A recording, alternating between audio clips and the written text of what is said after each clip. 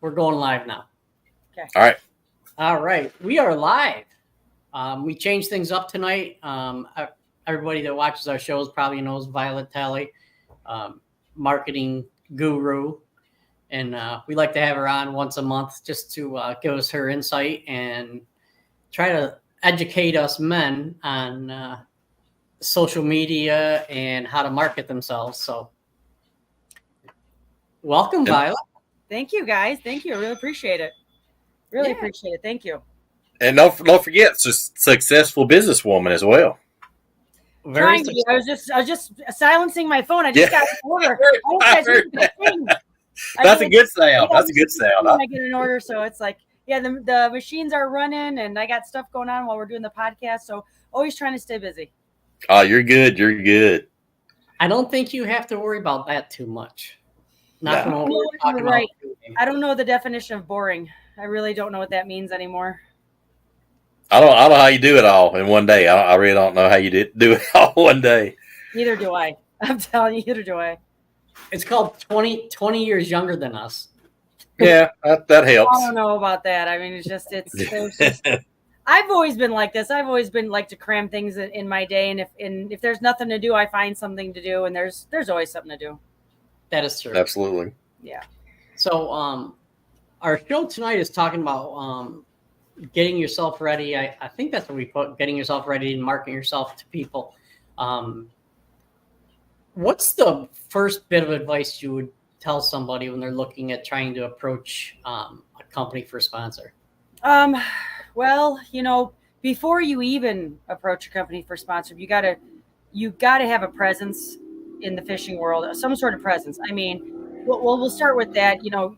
Get on social media, get a resume going, get something that shows credibility. Social media actually shows credibility, shows your progress. People, I have people who stalk me, sponsors or whatnot who will stalk me, or people businesses even that want to work within the fishing business will stalk me on social media to see, am I a credible person? What do I do? It seems like it's kind of sad, but it's almost like that's their background check, and that's how they get to know you without getting to know you. And so you have to be very careful about your social media and make sure whatever you put on there it's got to be you and authentic, but you have to be very professional, because they're going to judge you based on that, and they're going to look at that pretty much first. It's like, I don't know if people just don't like confrontations, but they just want to look you up before they actually look you up, So it's so the biggest thing is just have some sort of foundation or presence. And if you don't have any of that, let's say you're like, okay, I'm totally new. I don't know what to do. I haven't started social media. I haven't done anything. Your best bet is to start networking. Yep. Go to events, go to shows, get out there, meet people, talk to people, be very professional. And then when you want to go approach somebody, make sure you have something that say, hey, this is what I'm doing. This is where I want to go. This is what I want to do. And this is why I want to partner with you. And the whole thing is about partnering. It's not about, I want you to sponsor me because I want to be the next Bassmaster Classic champion. That's great. So does everybody else, Yeah. Who doesn't want to be a Bassmaster Classic champion in the fishing world? You don't? No, I want to be two-time. All right, we're gonna there you go. Turn him off. No, two-time. There you go. That's a great idea. But you got to say, okay, I'm growing. I would like to grow in the fishing market. I'm not anybody right now. I'd like to be somebody. I like to do my best at it. I'd like to partner with you. Maybe we could work together. I love your products. Tell them, why they would do it, why they like the product, and how they can help them based on where they're going in the next 2, 3, 4, 5 years. Have some sort of plan. Have something that you want to say, this is what I want to do. And then hopefully if that person wants to partner with you, then you can say, okay, now I can prove it with you. And of course, there are a lot of companies out there that already have a program in place that say, okay, well, we just take on a certain amount of pro staffers and you'll prove yourself once you're in, which is great. Because then if you're really a hard worker, you'll prove yourself then. But remember, if those kind of programs, if they're already set in place, that means they've already got hundreds, if not thousands of people you're competing against already. So your best bet is to go for like smaller companies or smaller organizations that you can work with and help them grow as you grow, which is what, one of the ways I started. And it's also funner. It's more fun, I should say. doing it that way because you grow together and you can help each other. And as you network, they network, you guys both grow in the industry.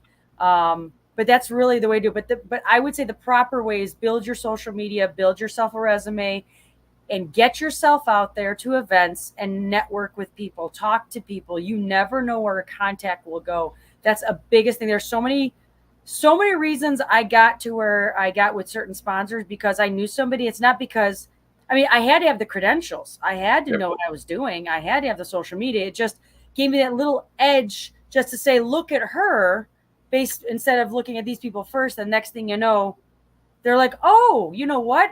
We're looking for somebody like you. Now we don't have to go through 1,000 people to find you because so-and-so knows what we're looking for, pointed you out to us, and through a friend of a friend, you're there. So you never know who you can get in touch with, who could get you where you need to be. You're one person away from success. Absolutely. I'm going to add a little bit something to that, if you don't mind. Sure. When looking at sponsors, make sure you aren't just, hey, there's somebody looking for a sponsor. Let me sign up and join them. You know, think of it as you're owning your own business. And when you approach a sponsor, is it something that you're going to use? Is it something that you like? Have you used it? You know, a lot of people, you know, I mean, I did it for my cold tag business as well. You know, I'm like, you know, I put a thing out there. Hey, anyone interested in joining the pro staff? Well, 98% of the people who replied did not know anything about my cold tags. Oh, geez. Okay, which makes it tough, you know. And so I'm like, okay, what do I do? You know, and as the business owner, I was like, all right, a lot of these people, and I did what you said. I went on social media, found out a little bit about them, you know, talked to some of them personally or via messenger, and was like, all right, yeah, this isn't going to work. And then some of them like, hey, you know, here's the deal. I mean, you'll get a passcode, you know, I'll find out who's working for me. You get X amount, you know, you get a discount. If you're like 98% of the people who join these, I'll call them sponsorships, where, you know, but each individual has a passcode. So I know who's working for me, who's not working for me. Yeah. And I request that from my partners that I have in my fishing, you know, on my fishing side. Like, hey, can I get a specific code so that you know exactly and can track what I'm doing for you? Absolutely. So.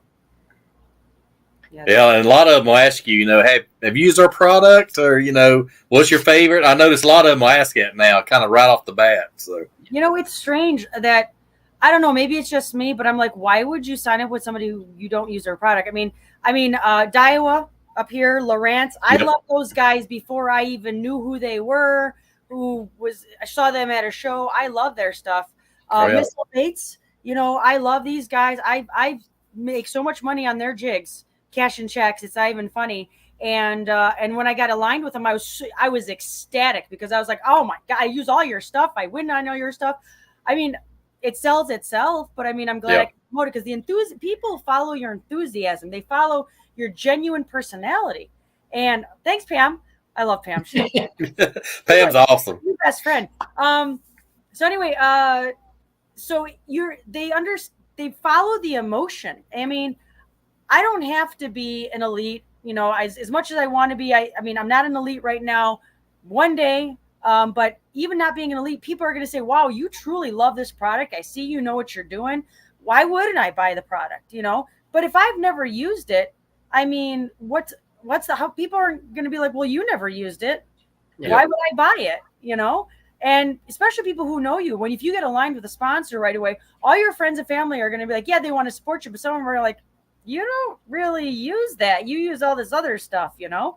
And I actually had one or two sponsors approach me and say, will you please be on our pro staff? I said, I haven't used your product. And I said, okay, let's do this. I said, it's intriguing. I don't have a product right now that competes with yours. I need to use your product. I need to know if it works, the price point, how you handle customer service, blah, blah, all this stuff. Because if I'm going to put that time and effort into it, because I'm going to, I'm going to promote it and I'm going to use it and I'm going to vet it. Then if they go and order, are they going to be taken care of? Because how many times have you gone somewhere, tried to order something, and you're like, and the order process is horrible that you're like, I don't even want this anymore. There's something else to get, because everybody's competing. So definitely got to be using the product. You better know that product inside out. I mean, why wouldn't you? How are you going to sell it otherwise? Because it comes down to sales. It really does. Yep, absolutely. That's the bottom line. Absolutely. Yeah. And I've left customers or left partners and sponsors, however you want to say it, because of their customer service.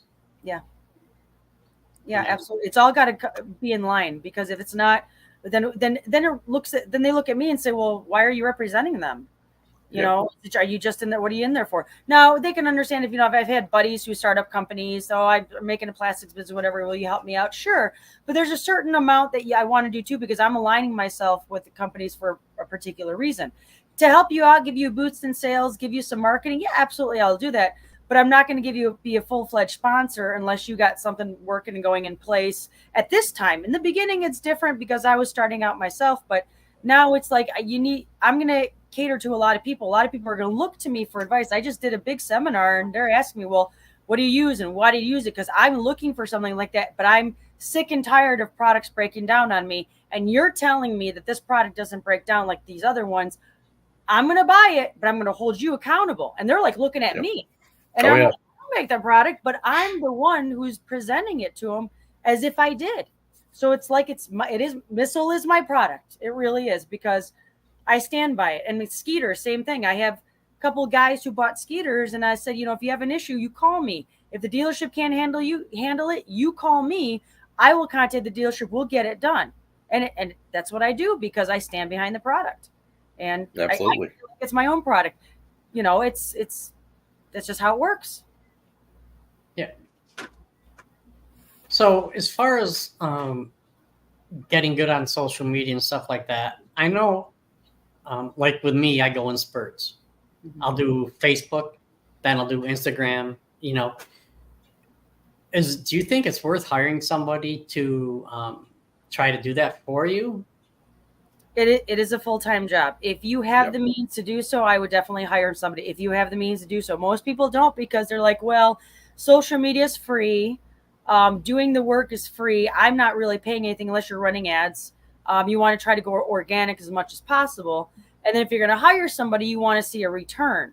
So the biggest thing is, if you're going to hire somebody, you make sure there's some sort of return that's coming back. Like, make sure here's the thing, before you even think about hiring anybody, you better have a plan in place, because that person is just going to say, okay, what do you have for me? I'm not going to I'm going to make the contact to a point. It's your business. You got to offer me photos, or unless you're going to have them take the photos, but you got to give them the product. You got to tell them what kind of shots to take. You got to be very I mean, it's almost like you're doing almost as much work as they are. They're just going to make sure it gets into action. I mean, I can talk about social media all I want. I mean, it's hard for me to do it as well. I mean, just because I know it doesn't mean I can do it, easily. It's just as hard for me as it is for you, as it is for the next guy. Would I hire somebody? Yeah, of course I would, if I had the means to do so. And a lot of times, like, oh, I can just do that myself. And then 2-3 days goes by and there goes all this content. Or, for instance, I just had this tournament where I got a plaque right here. I got to tell you guys about that. It's an old school tournament. No sonar, no forward facing, nothing on this tournament. Hey. Third place, all girls team. Only girls team. Same thing. We did that entire tournament that day. I didn't take a single photo. We caught, everything was above a 3-pounder. And I was having a blast, and I was catching on missile jigs and all. I could have had so much content that day. At the end of the day, me and Lori, we looked at each other and said, we didn't even take a single photo of any fish. I said, we're lucky we took a plaque photo because the guy forced us. He's like, we need to take a photo of the winners. And I'm like, oh, that's a great idea. As everybody's leaving, and it's like, I have a hard time with content, because I'm out there wanting to do what I need to do. And if you can hire somebody to do that for you, I guarantee you it'll work out a lot better than if you did it alone. But you got to make sure you have a plan in place so that you get a return on it, because you're going to be married to that person. I'm going to tell you that right now. You can't just do a bunch of social media and goodbye. It's pretty much. So it's like a website designer. Same thing. You're going to be married to him for a while. As long as you want this, you need social media, which you do. Who doesn't in any type of business? You're going to need to keep them around.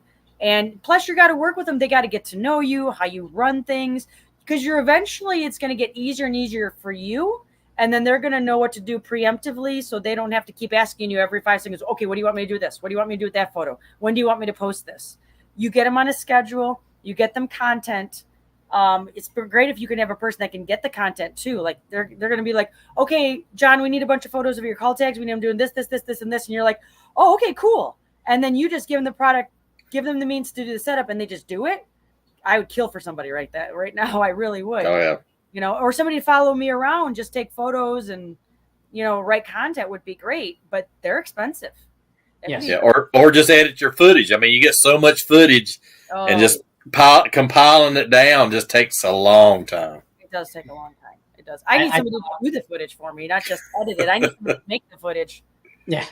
I talked to a guy 5 years ago about it. And when I was considering, longer than 5 years ago, I should say, when I was at the age where I thought, you know what, I might try to make a go at this. And I asked, how much for my website, how much for a video and da-da-da. He goes, a 5-minute video is going to cost you $200, plus you're going to have to hire a boat for me to be on and this and that. So I'm looking at probably $1,500 to $2,000 just for that 5 minutes, and I can't, return on it. Yeah.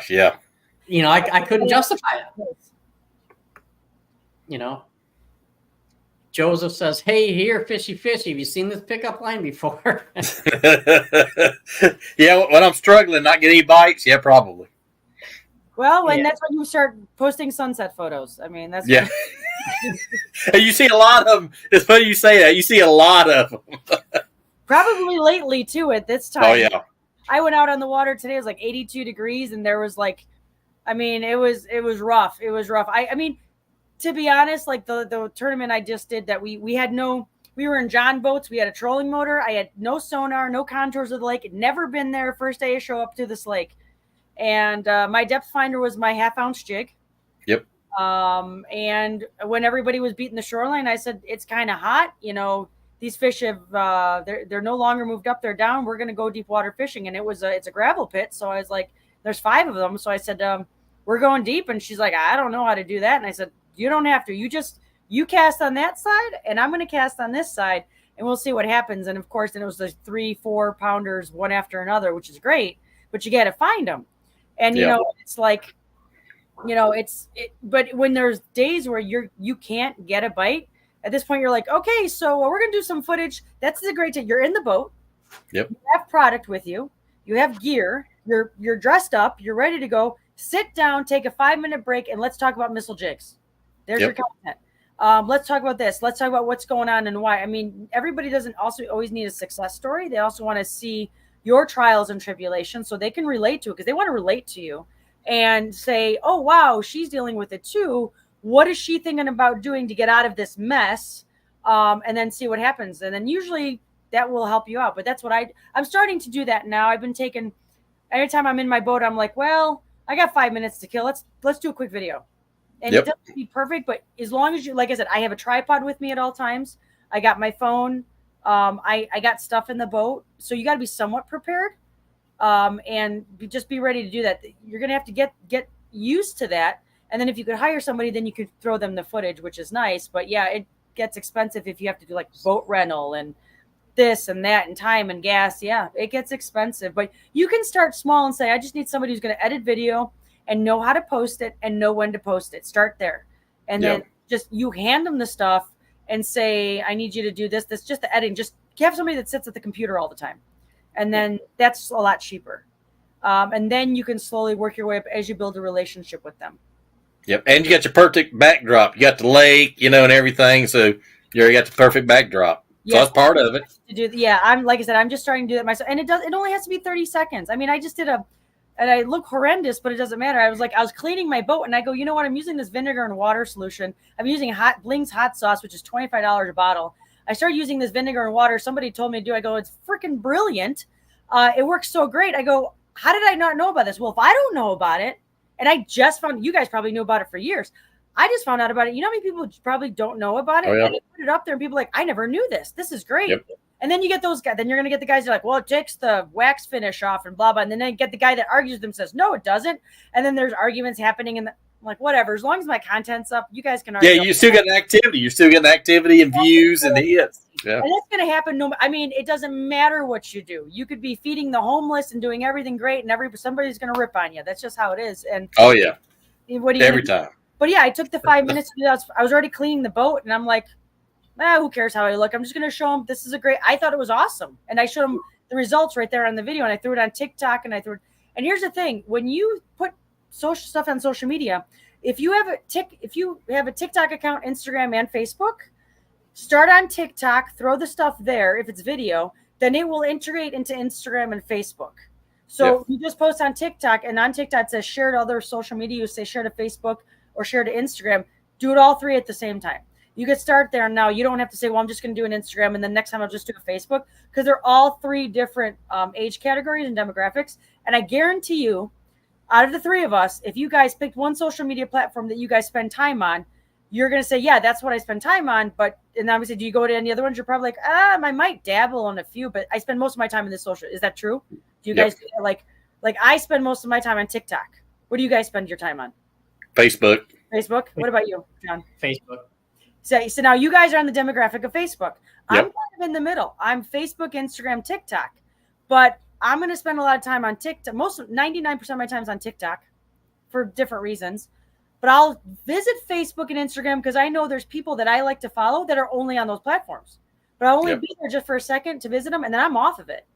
So I'm going to miss the stuff that everybody puts on Facebook and Instagram that's trying to reach somebody like me.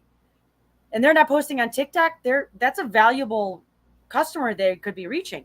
So you want to post on all three. And they say to post different content, but right now you got a business to run. You're busy. Like I'm busy. I'm going to post the same thing on all three because more than likely the same person will not see them on multiple platforms. Right. So post it on TikTok. We'll carry you over to Facebook. We'll carry you over to Instagram.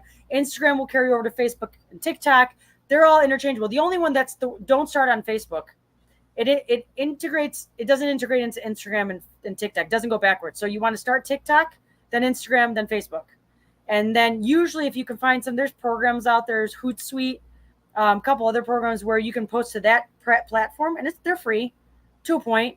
And then it'll just post on all three at the same time. Oh, so cool. Sharing thing. So there's a couple. I can put something together for next time.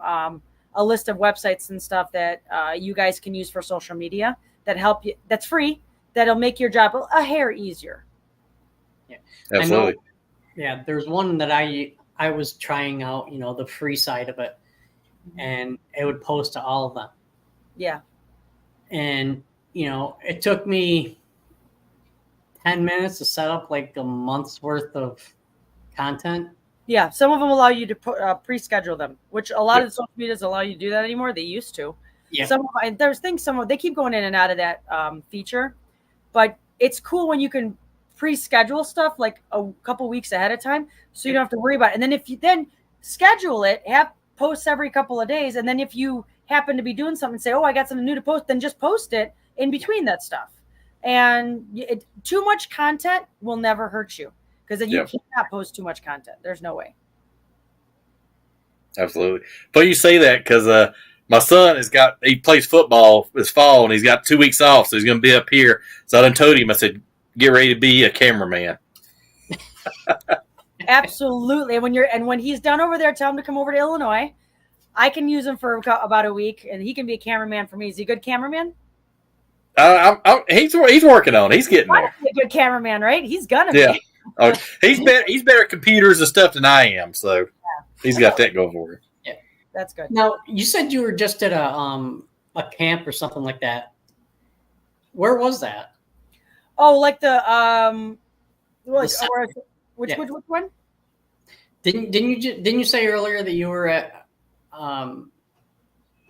doing a presentation or something like that? Oh yeah. So I do seminars at a bunch of different organizations. Okay. and everything from bass clubs to just multi-purpose fishing clubs, conservation meetings, smaller organizations, kids organizations, women's organizations. So I just did a smaller fishing club in Oswego. I got one coming up in St. Charles, and so you go ahead. The reason I chuckle is because we have in Oswego, New York, which is about 45 minutes from my house, and you have a Seneca Lake. Yeah. Which I have a Seneca Lake too, which is 15 minutes from my house. Oh, that's funny. And I saw the post, and I'm like, I'm pretty sure that was Violetta. I'm like, she was in Oswego and didn't even. Yeah, Oswego didn't even call you. Oh, that's terrible. I probably wouldn't, because I wouldn't have known that it was that close to you. Anyway, I was like, oh, sorry I missed you, John. Yeah, it's Oswego. It's Oswego, about an hour south of it. A couple states away. Yeah, a couple states away. Now, do you have a Lake Champlain? No, we do not have a Lake Champlain. Okay, it's safe then. All right. I see you type in Lake Champlain, I know you're in New York. Yeah, the Oswego Land Fishing Fools. It's a smaller organization. Really cool people. I mean, what's great is even though they're smaller groups, these people are very attentive. They never get a chance to listen to speakers. And I mean, I get mobbed at the end of every seminar. And it's like, the problem is a lot of these seminars are in the evenings, or the second Tuesday, third Tuesday, whatever. And they always start at 6. And I start speaking at 7, because I like to sit through their meetings and see, listen to their fishing reports or whatnot, and talk to them and be present with them, because I'm there for good reason. These people want to hear me. 9 o'clock rolls around, we're done. And it's 10 o'clock, 10:30. I'm still in the parking lot talking to people. And I got a crowd. It's like, it's funny. You would think I was like some elite, champion or something. But it's nice because I fish all the time. I mean, I fish a lot. And a lot of these people don't get to fish. So I have a lot more experience under my belt, where they can say, Violet, I'm encountering this problem. And I'm like, I got you. I've been there a million times. This is how I fixed it, blah, blah. I just save them a ton of time and energy, or I give them a product. I mean, that's what we do. I may not be an elite. I haven't been around the whole country, but some of the fishing that I do on my chain, it seems like I could fish the entire country and win because of how tough the fishery is here. It's ridiculous. Yep. But I'm glad it is, because it makes me a better fisherman, because I got to now try to solve problems that other people may hardly ever encounter, but I'm trying to solve them all the time, so that when I am faced with a tough situation, it's like, no problem, I got this. And when most people are like, I don't know what to do, I always catch fish, So I'm like, bring me your problems, I'll bring you a solution, and I'll figure something out. If I don't, I got some ideas for you, because I know what you're talking about. Yeah. So it's fun to talk to those people, and I'm like, bring on the questions, and the knowledge comes out of nowhere. I don't know how. I remember trying to fill 45 minutes. I was so scared and nervous for weeks. How am I going to fill 45 minutes? Hour and a half later, they're still asking questions. It's great. Yep. Love it. Yeah, if you see me looking away, it's because I'm looking at the clock. Sure. Because certain guests, we love having and listen to. Sure. Next thing you know, we're 50 minutes in. It's like, oh man. And we tell them beforehand it's going to be like that. They don't believe us. And I'm like, oh, you're right. It did go by fast, because something you love to talk about, something you're comfortable with, something you got confidence in. It does. Makes a difference. And Joe says it's so tough, he's considered using something less than 65-pound braid to get a bite. Yeah. That's on his crappie rod. Yeah. Right. So when you do seminars and stuff like that, do you ever record them or have somebody record for you? No. Oh. That's what I'm talking about. And I want to do social media content where I'm like, at least show people this, because that's another thing. I'm trying to prove my credibility.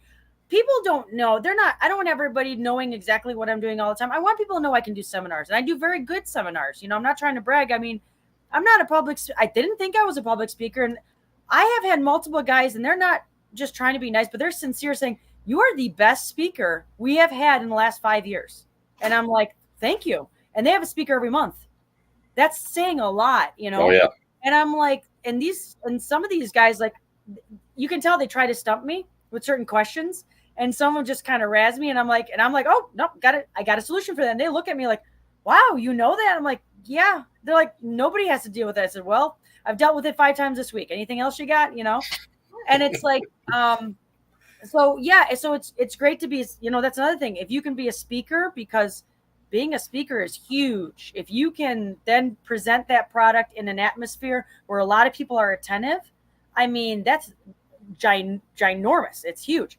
And being a speaker it's really adds value to you, especially when you're looking for sponsors. But yeah, I need to start recording them, and I've even forgotten to get a photo at the end. I mean, there was a couple, and don't ever do this. It works out sometimes. Thank God it's worked out the last couple times I've done. I'll ask the gentleman who hires me and says, "Hey, can you get somebody to take photos for me? Just take photos of me while I'm up there." Yeah, I'm this big in the photo. It's blurry. 500 feet away. You don't even know that it's me. Yep. I mean, so that's the problem. But I'm lucky. I've had a couple people take a ton of photos, and I have plenty to choose from. But yes, I should probably record it, because how great would that content be? I am speaking for 45 minutes. I have about 50 pieces of content I can get out of that 45 minutes of me speaking. I mean, it's stupid. And here I am trying to tell you about marketing, and I'm not even doing the content part myself. I can market, but the content I struggle with content. Who doesn't? Yeah. I got too much, and you got to record it. And you're right. It's one of the things I should start recording. I actually have a really good one coming up next week, and I'm excited about this new organization of very serious hardcore anglers. So I'm excited. And they want me to speak. My topic is bass fishing tactics using forward-facing sonar. Oh. So it's a big group when they're like forward-facing sonar, because most of the time when I go into an organization, and the last one that asked me to do forward-facing sonar, I asked them, said, raise your hand if you've ever used it. 4 out of the 80 raised their hand. So I'm like, why am I here talking about forward-facing sonar? But they're like, we want to know. We don't know anything about it. A lot of us are on the cusp of buying it and starting to experience it. We want to know what we're getting into. Right. I'm like, that's great that you're asking me to come out and say this, because I'm ready to tell you. And I don't have a bias. I'm going to tell you yay or nay. I'm going to tell you controversy, no controversy, and why it's good and why it's bad to have it, and why you should or should not. You make the decision based on the information I give you. Okay? I'm not going to veer you towards it because I have it and I like it. I'm going to say, what's your situation, and should you get it now or should you wait? And even if Lowrance is my sponsor, they don't want a customer that doesn't want product, or that wants a product and that's just going to go and give negative reviews about it because they either don't know how to use it, or they're like, oh, it's just too much money. I should have never bought this, blah, blah, blah, blah, blah. So I try to get to know the customer to make a good sale. Yep. And I mean, that's what it comes down to. But yeah, being a speaker is a very valuable thing for both sponsorships and just for your credibility. So when you're like, again, Rob, when your son's done, have him come down here next week. I got that seminar. You have him record it, because that would be great. But then here's the thing. I'm going to have to sit down now, edit that 45 minutes and pull out the snippets. So. And snippets, like John, I think we did some, and he had a lot of success doing like little shorts, little snippets. Yeah. It surprised us. It was amazing. Yeah, it's great. And you can get a lot out of one podcast. Yeah. Absolutely. I mean, you could break it down into 30, 60, 5-minute segments, but it's extremely time consuming. It is. What I mean, the best thing, what I'm going to try to start doing, I do the little snippets on my phone, like I said, and on my boat or whatever. I'm going to start doing that more. But you're right. When I start recording next week, my seminars, because I thought about it for the last 2 years.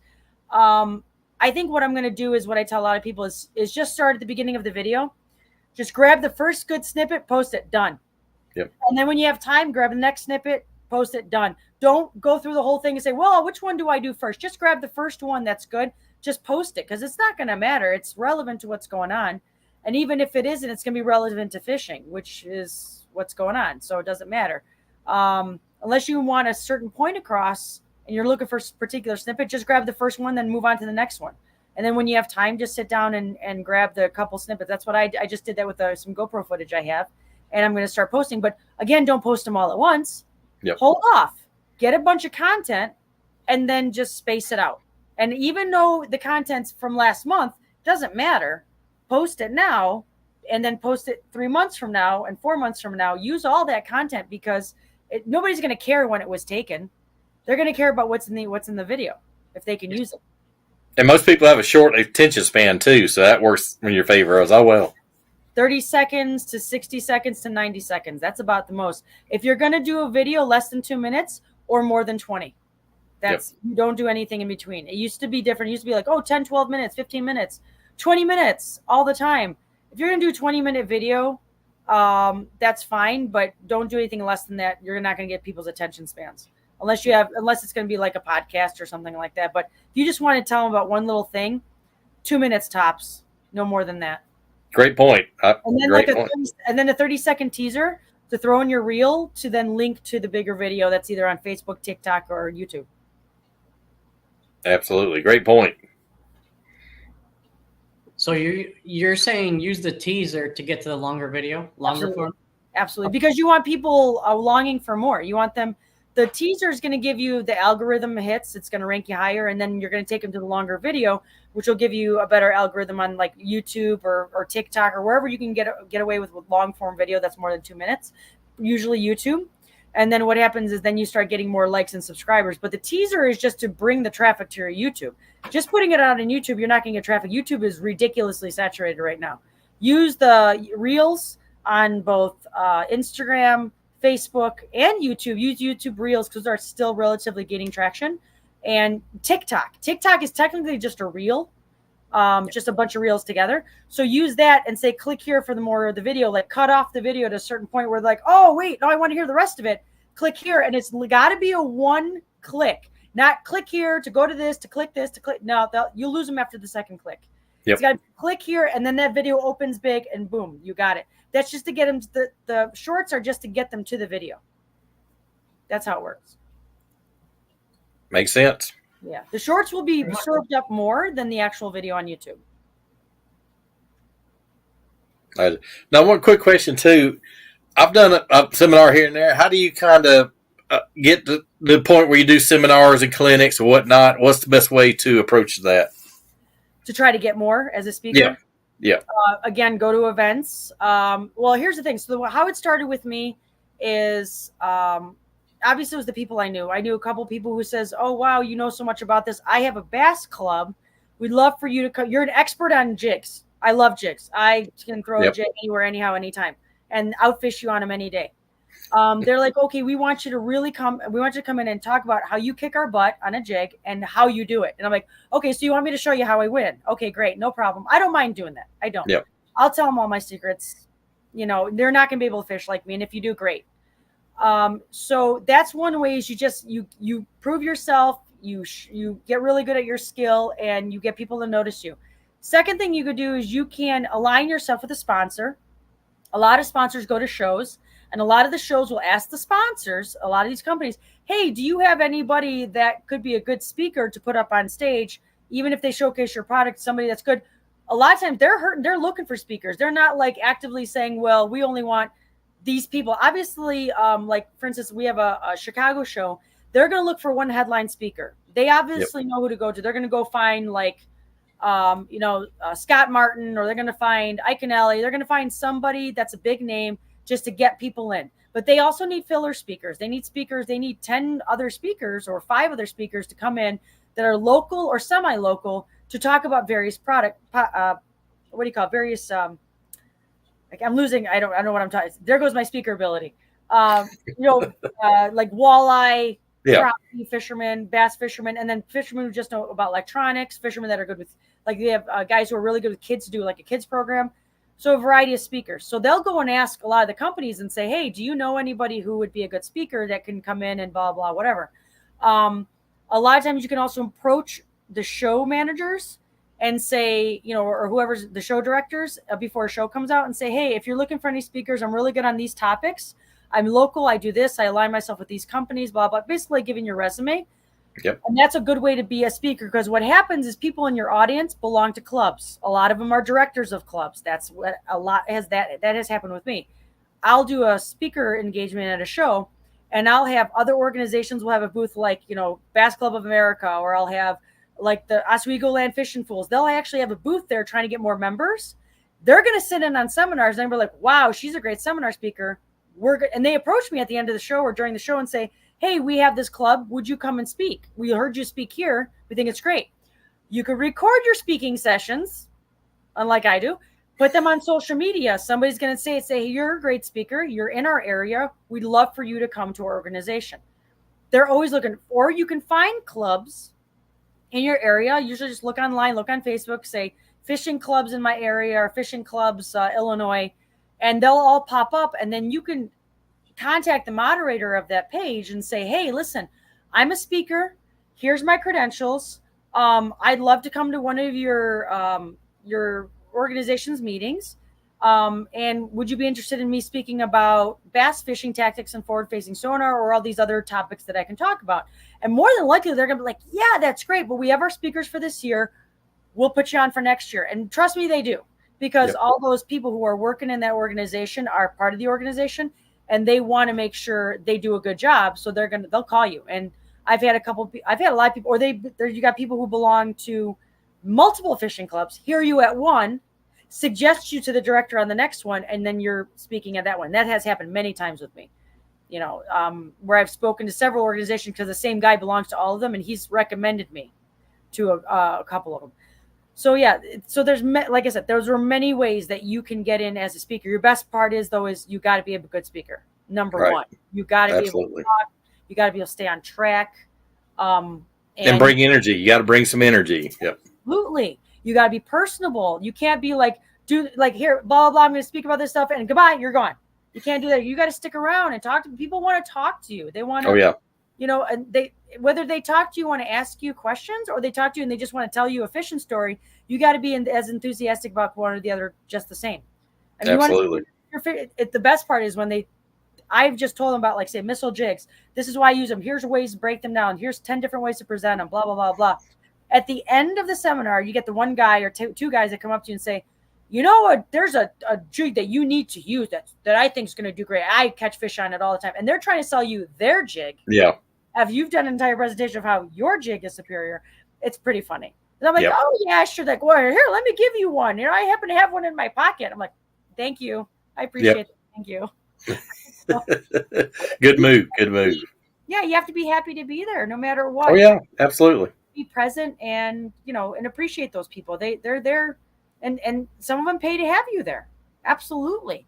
I mean, it's being a speaker is a paid gig. And I mean, you're not going to get rich on it, but it's nice for your time, your gas, your effort, whatever. Some of these places I drive 2 hours away, and they pay you for your time and your gas. But I always bring, what else I do just for, I don't know if anybody else does this. I bring a lot of giveaways. Yeah. I'll make extra hats. I make keychains. I'll get some extra product that I might get that I may not use or may not go through, or maybe there's a color that's not working for me and I got a couple extra packs. I'll throw them in there. And I'll give them a whole bunch of, so I basically give them whatever they want to hire me for payment wise. I pretty much give them back and then some, in product that they can use for raffle prizes, door prizes, giveaways. They appreciate it big time.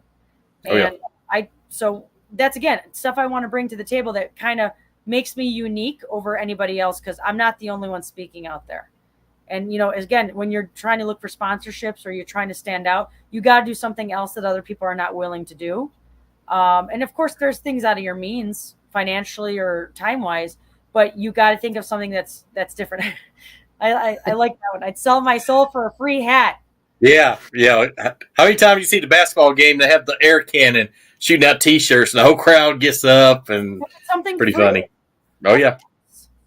Of course, it's something free. I mean, go to a trade show where nobody's got anything on the counter anymore. All the candy's gone in the first hour because everybody's just grabbing the candy off everybody's counter. I mean, the good stuff's peeked through. The good stuff's peeked through already. Exactly. It's fun. So is there any one social media you would recommend trying to concentrate on for sponsor-wise?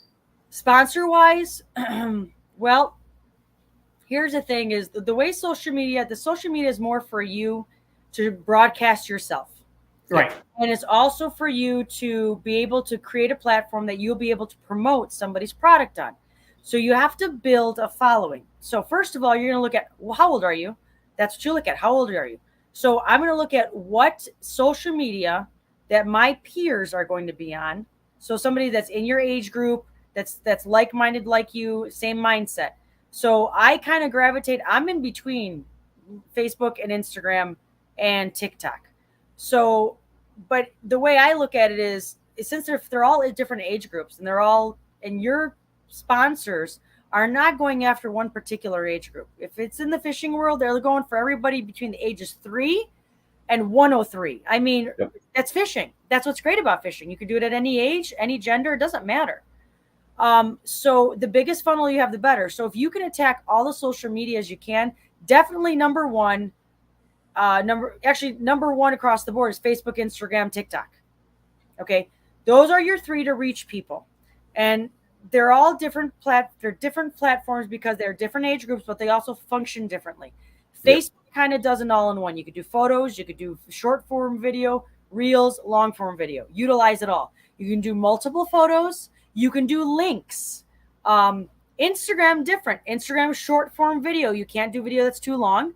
You can do photos, but you can do multiple photos. You can't do links. I don't know if you know that. You can't put links in the description. You can't put links. The only link you have is the one that's in your bio.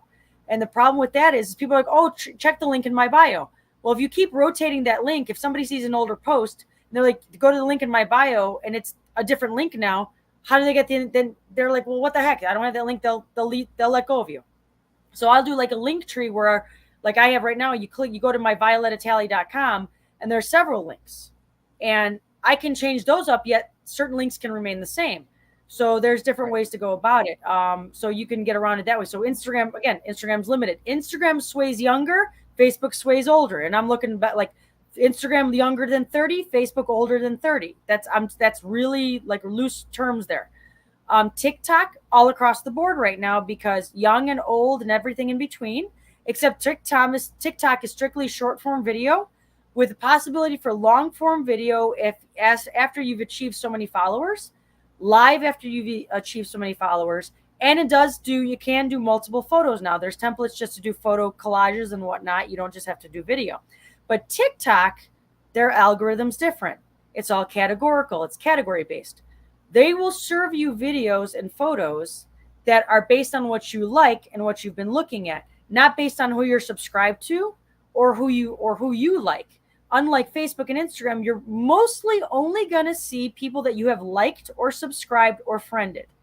The only time you see something different if there's an ad served up with it, because people can take a post and turn it into an ad, and it looks like a post, but it's really an ad. They're paying for it. On TikTok, you're going to be served up both the people you like and subscribe to, but also they're going to send you stuff. They're going to say, well, the algorithm's going to think Violet's been looking at fishing videos. She likes and subscribes to all these fishing videos. Oh, look, this new fishing person just popped up. They just started putting videos in. Based on what we see in this person's videos, we're going to serve them up to Violet because it's more like what Violet likes to see.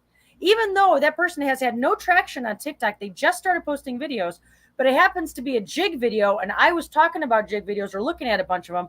They're going to serve me up this new person, even though I don't subscribe to them, and they're brand new on the platform. So because it's based on what I like, not who I like. Right. That all the other social medias are based on who I like and what I like, not what I like. So TikTok's more on the algorithm's more based on what you like, not who you like. So you're constantly going to see new stuff. Constantly. Yes. But since TikTok is relatively new, it's gaining traction fast, so you have to jump on it now. You're going to see the same videos in a 2 to 3 day span if you've been on there.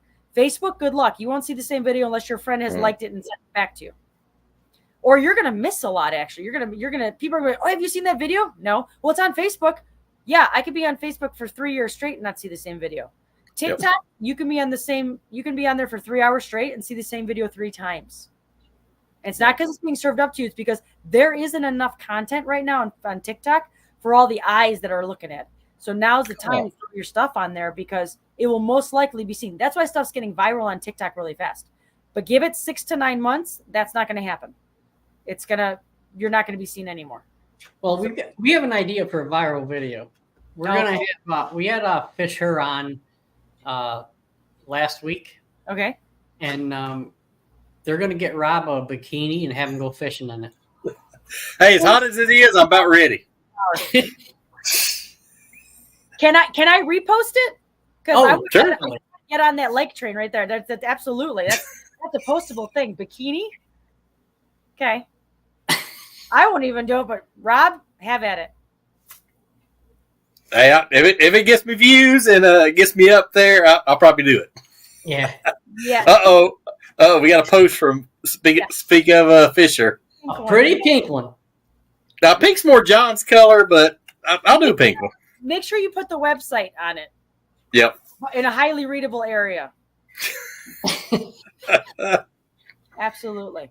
Got it. Yeah, I had one of my sponsors one time. They lost a bet and had to wear like shorty shorts. We called him little short female short. He had to wear it on a bet because he lost it. It's pretty funny. It did get a lot of views. Everybody got a kick out of it. Yeah, make him fish an entire tournament in it. That's what you got to do.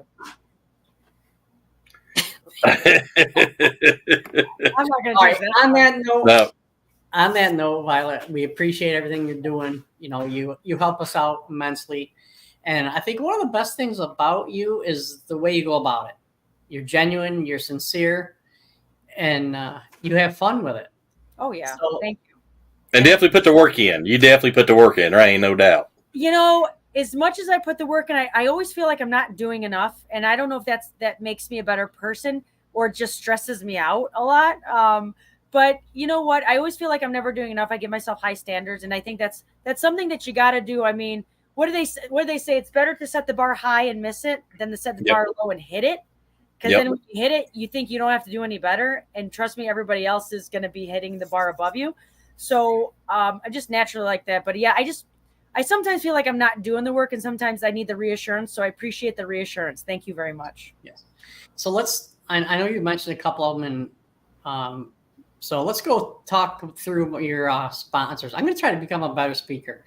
How about you talk about some of your sponsors, partners, and we'll go from there. Okay.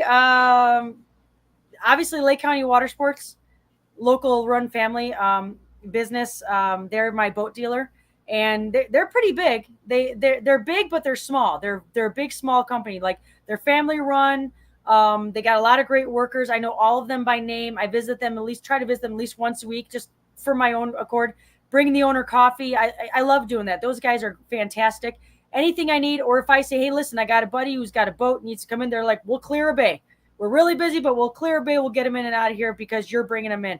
That's the kind of partnership you want in your sponsors. And I didn't know him before he said, we'd like to have you on pro staff. And that's one of the ones that said, we'd like you on pro staff. And I'm like, I don't have a boat. Why would you? I don't know anything about you. Why do you want me on pro staff? Well, I found out it's because of how I handled myself and who I was. He goes, I know you'd just be a great fit. And which is wow. So I owe those guys a lot. They helped me with Skeeter.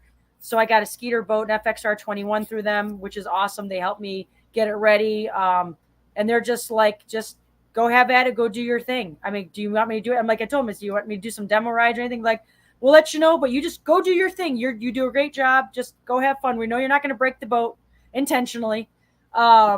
You know how it is. I love those guys. Mike and Ed, they're two brothers that own the business and their family and they're fantastic and they're local. And those guys will just genuine people that really they have great customer service and they do a phenomenal job. Love those guys. Absolutely love those guys. So they're number one on my list just because of as much as they took a big chance on me. They took a big risk. And I'm going to tear up if I keep talking anymore about it because they really, really gave me so much support when they knew nothing about me. So now you're going to make me tear up now because those guys are really special to me.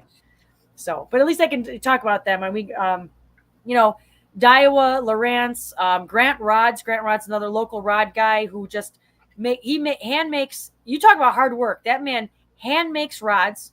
I mean, he's got a staff. He's at the point where he's got 72 companies he manufactured for. Big company, been around for 40 plus years. And he manufactures rods. And he doesn't just help me with my rods and give me a phenomenal product in the rods. He's got me speaking engagements. That's one of the sponsors I was telling you about. Yes. I think he takes up 6 booths at one show. Huge rod display. Beautiful, gorgeous rods. $1 million in rods in his displays. Yeah, his rods are a work of art. I saw him, I think, at Indy or Columbus last year, and it was unreal. Those rods, I got to tell you, they last forever. And I was a boater in the back of a boat, And those rods, you know how they are. They're all crumpled up and they're banging in the back of the boat. And your boater's going to town over 4-foot waves. They're banging around. And there's like no scratches on them. They last forever and lifetime guarantee. I mean, I just hand him a rod at the show. He gives me a new one. No, he'll just ask, well, how'd you break it? Whether it's the car door or not, it doesn't matter. I mean, he prefers that, it be, but it never happens on a fish. Never happens. That's how great the rods are. So, those are the partnerships. Those guys are Espana Silk, another, she's a female owned business. She's like, I'm sponsoring you because I just love what you do. I go, well, I don't know if I can sell hair care lotion products because I use her stuff to a bunch of men in the fishing industry. She goes, well, there's some stuff we can do. And she goes, but I don't care about that. She goes, you're female in a male industry doing what you do, working hard and proving a point and proving yourself. I just want to be your fan. And I go, that's why you want to sponsor me and give me a product? She goes, yeah, absolutely. And I'm like, well, she's not looking for a return. She just thinks it's amazing. And she wants to be there with me through the journey and help me grow. Most sponsors, bigger names, just want to say, when you're big, we'll come sponsor you. And then when you start losing, we're going to go find somebody else. That's really what they do.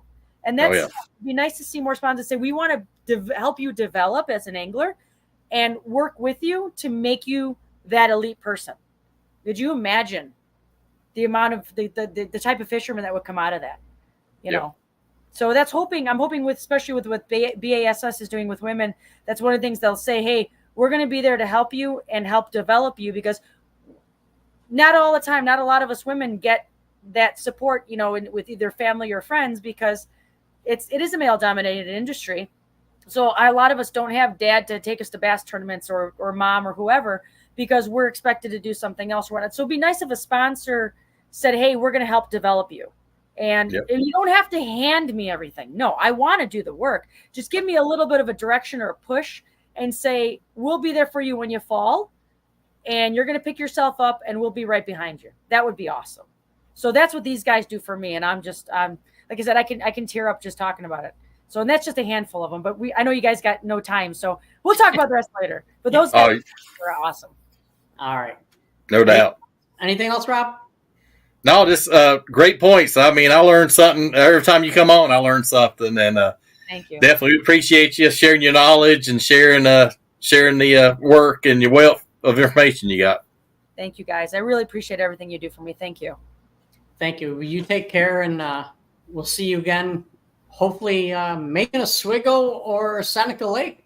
Yeah, maybe a Oswego or Seneca Lake. Yeah, maybe the Champlain. You never know. There you go. One of these days, I'll be honest with you, one of these days I am gearing up. I would love to go be a boater at an open. I am, even if it's just say, let's just take a stab at it and just be out there for the experience. I know I could go as a co-angler or whatnot, but I'm like, if I'm going to go guns blazing. I like to go out there, and I got a boat. I can do it. I would like to maybe do one of the opens like La Crosse or St. Clair. I just haven't been able to get up there much, but I'm one of those that I'm really good on a new body of water.